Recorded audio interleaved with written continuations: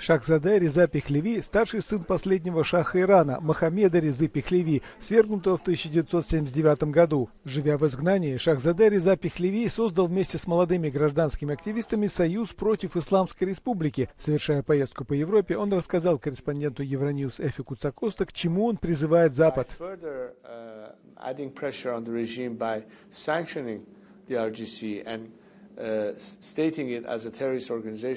Could bring even more abilities to freeze their assets, which is certainly a big chunk, and also it will at the same time create an element that will make it even more likely for defections to occur.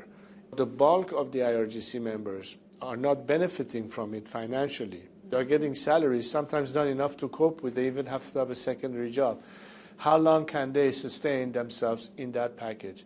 If they think that the time has come for them to reconsider how long they want to stick with this regime as opposed to join with the people. So assuming that the Islamic Republic falls, what would be the role that you would run for? Do you see yourself as the new Shah of Iran, as your father used to be?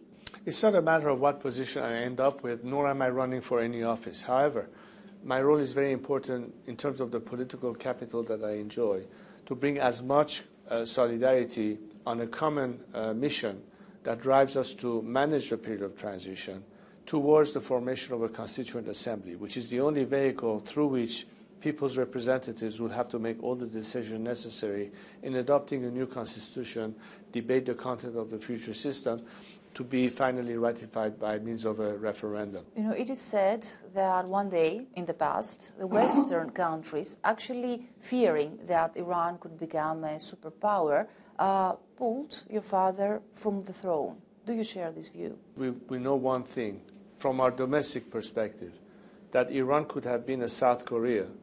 Instead, it became a North Korea. In other words, we went backwards rather than forward. Is that conducive to more stability? No. Is Iran weakness something that has contributed to more safety or economic interest, or has actually been the reverse?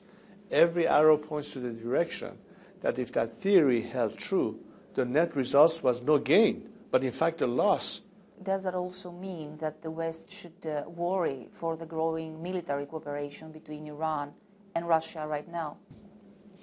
Well, obviously, because when you have a regime that out of weakness is prepared to become somehow at the disposal or used by other players in the region, the net result is that this could become a threat to another perspective. Iran's cooperation right now with Russia is a clear indication that the regime is in fact trying to count on Russia's support for their own survival, and is in that game assisting what Russia is doing right now in the Ukraine, for instance.